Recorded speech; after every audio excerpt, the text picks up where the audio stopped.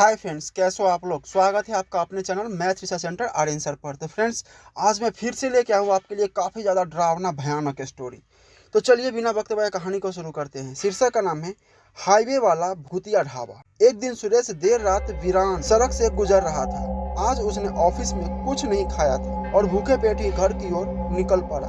कुछ घंटे गाड़ी चलाने के बाद उसे जोर की भूख लगने लगी। कुछ और दूर चलने के बाद अब सुरेश की हालत और ज्यादा खराब होने लगी। बहुत तेज भूख के कारण अब तो उसकी आंखें सिर्फ खाना ही तलाश रही थी।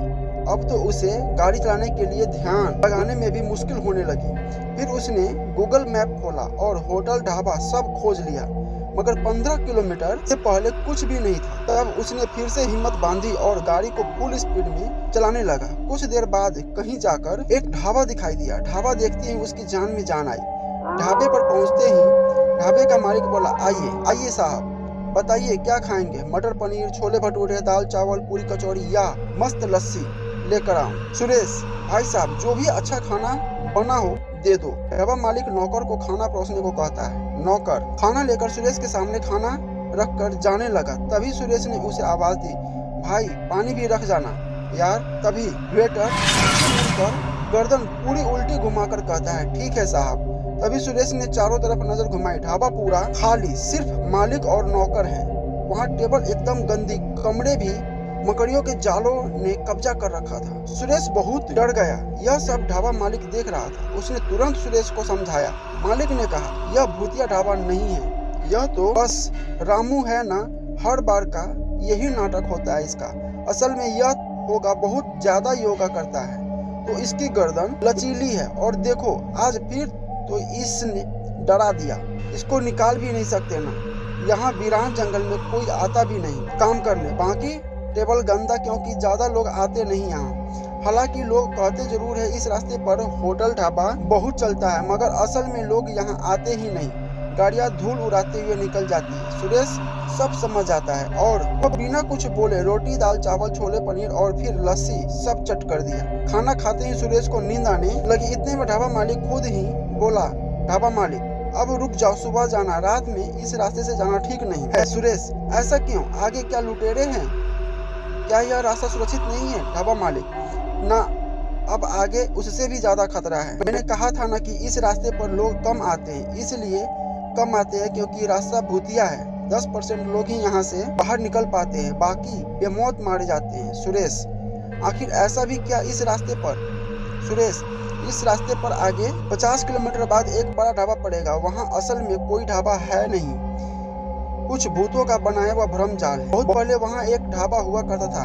ढाबा मालिक और उसकी पत्नी और उसकी एक जवान बेटी ढाबा चलाते थे। तभी एक दिन रात में करीब 2 बजे वहाँ कुछ लड़के आए। उन्होंने खाना मंगाया तो ढाबे मालिक की जवान लड़की खाना देने आई, जिसको देखकर सारे लड़कों की नीयत बिगड़ गई। उन्होंने लड़की के माता पिता को बंधक बना लिया, उस लड़की से बदतमीजी की कोशिश की। लड़की के पास टेबल पर चाकू था जिससे उस लड़की ने आत्महत्या कर ली। अपनी बेटी की मौत उसके माता पिता नहीं देख सके, उन्होंने भी ढाबे पर ही खुदकुशी कर ली। लड़के तुरंत फरार हो गए। पुलिस को भी कोई सुराग नहीं मिला तो आत्महत्या केस बंद कर दिया गया।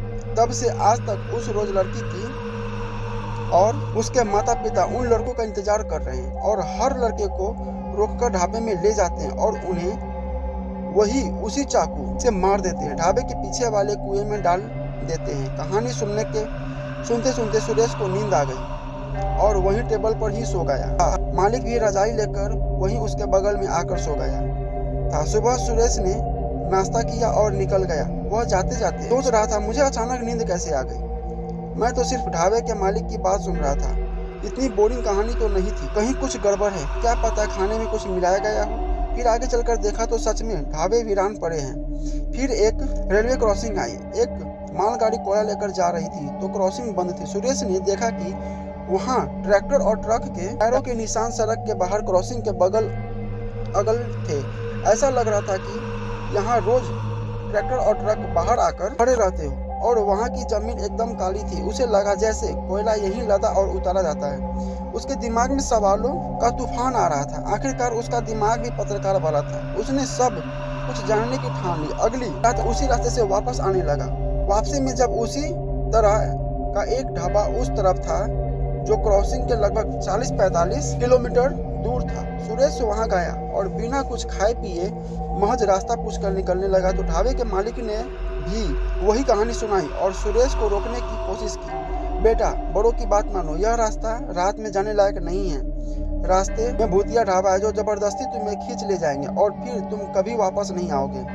सुरेश, चाचा जी, मैं नहीं रुक सकता, मेरी माँ की तबीयत ठीक नहीं है और माँ के लिए तो मैं सबको भूत बना सकता हूँ और जरूरत पड़ने पर भूत से भी लड़ सकता हूँ। इतना कहकर सुरेश अपनी कार से आगे निकल गया। 10 किलोमीटर ही चला होगा कि रास्ते में खून के निशान मिलने लगे, जिसमें एक पैर आगे की तरफ जा रहा था तो एक उल्टा था। यह देखकर सुरेश डर गया और फिर गाड़ी को स्पीड बढ़ा दी। कुछ दूर जाने पर खून के निशान बंद हो गए, लेकिन खंबे पर लगी लाइट चालू बंद होने लगी और बंद नहीं हो गई।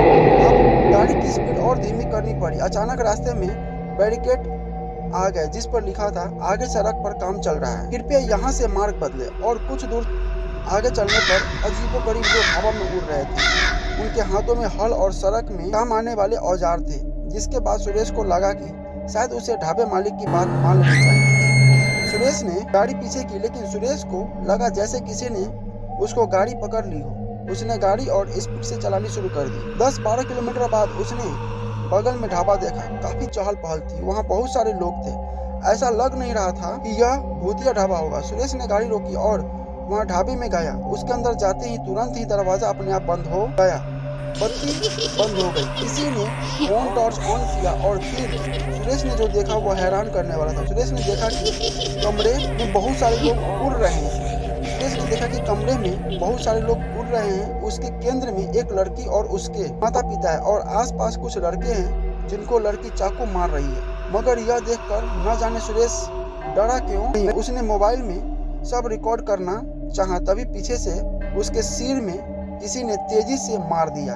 वो बेहोश होने लगा, मगर उससे पहले उसने मोबाइल में एक बटन दबा दिया और फिर बेहोश हो गया। आधे घंटे के अंदर वह पुलिस की बड़ी गाड़ी आ गई। उन्होंने सुरेश को उठाया और एम्बुलेंस से हॉस्पिटल भेज दिया। वहाँ अपने टॉर्च लाइट से लोगों की खोज करने लग रहे थे। ऊपर लोग अभी भी उड़ रहे थे और उनमें टॉर्च की लाइट आर पार हो रही थी। इतनी देर में किसी पुलिस वाले को लाइट बटन मिल गया। उसने तुरंत पुलिस लाइट चालू कर दी। सारे भूत गायब हो गए। कमरे के बीच में एक 3D प्रोजेक्टर पड़ा था। पुलिस ऑफिसर ने सब सील कर लिया और कमरे में खोजबीन करने पर ढाबा मालिक और उसके नौकर पकड़े गए।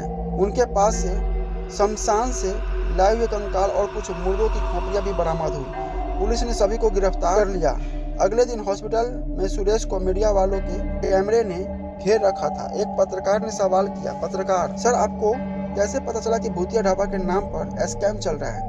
आपने कैसे अपना पर्दाफाश किया? सुरेश, जब मैंने उस दिन वो मालगाड़ी देखी तभी मुझे समझ में आ गया था। फिर मैंने अपने मित्र रमेश से बोला, वह पुलिस में बड़ा ऑफिसर है। तब हमने मिलकर एक योजना बनाई जिसमें एक तरफ से वह अपनी टीम लेकर आ रहा था और दूसरी तरफ से मैं अपने मोबाइल का लोकेशन ऑन किया था। मैं जहां जा रहा था सब कंट्रोल रूम से मॉनिटर किया जा रहा था। उधर से कोयला चोरी करते हुए रंगे हाथ पकड़े गए और यह लोग इतना चालाक हैं कि लोगों को पहले ही खाने में नींद की दवाई दे देते हैं और अगर कोई आ जाए तो प्रोजेक्टर लगाकर लोगों को डराते थे, जिससे कोई बच नहीं पाता था। सुरेश को इस बहादुरी के लिए 1 लाख रुपए का इनाम देते हैं। तो फ्रेंड्स, कैसा लगा स्टोरी प्लीज कमेंट करके बताइए और हमारे चैनल को सब्सक्राइब जरूर कीजिए। मिलते हैं अगले स्टोरी में।